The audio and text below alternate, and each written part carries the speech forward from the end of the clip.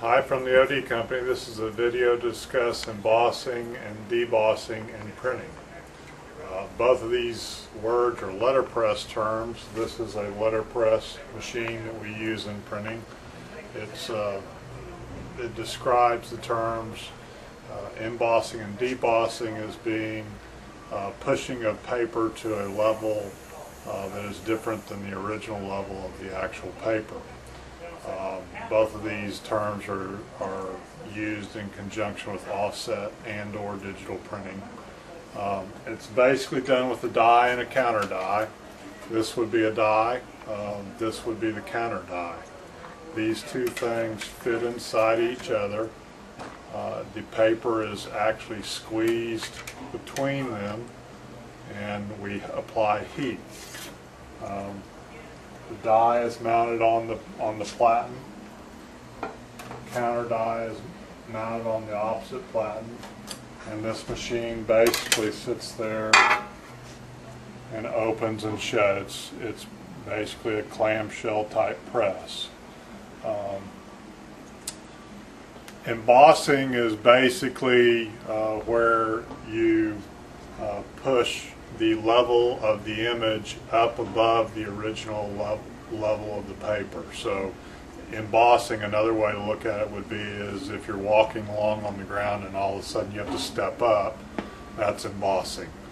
Debossing would be where the die actually pushes the image down below the original surface image of the paper. So again, in uses of the terms, if you're walking along and all of a sudden fell in a hole, that's debossing.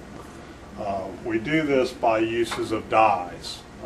Again, this is the die and the counter die, and that's what's going to raise or lower the image that we're using on the sheet. There are different materials that we can use in the dies. This is actually a brass die. This is by far the most durable, also will last the longest. You're going to use this if you're doing multi-level, if you're in a situation where you're going to be doing something over and over, or you have a long run.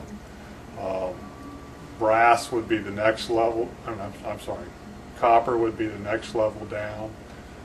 It is less expensive, will not stand up to quite as many impressions, but is still a pretty durable type die. The die that you can use for shorter run type things is a magnesium die.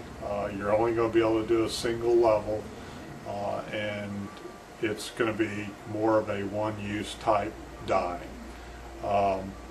We do this, you heard me talk about multi-level and single level. Multi-level would be if you're actually trying to do, say, a 3D image, like if you're trying to emboss somebody's face. You want the nose to be one level, cheeks to be another, ears to be another level, so that you can see that 3D look effect. That's multi-level. Single level would be is if we, let's say for instance, we were trying to emboss just a line of type or a logo, and we're just trying to raise it up to one level. We also use heat in conjunction with embossing and debossing. That's used so that basically we can iron the texture of the paper out to where we've got more contrast between the actual original level of the paper and the embossed or debossed level. Talking about papers, there's a couple of types of papers that we will use. You have coated and uncoated, and there's some considerations that you need to use in both those papers. On coated, it has a clay coating.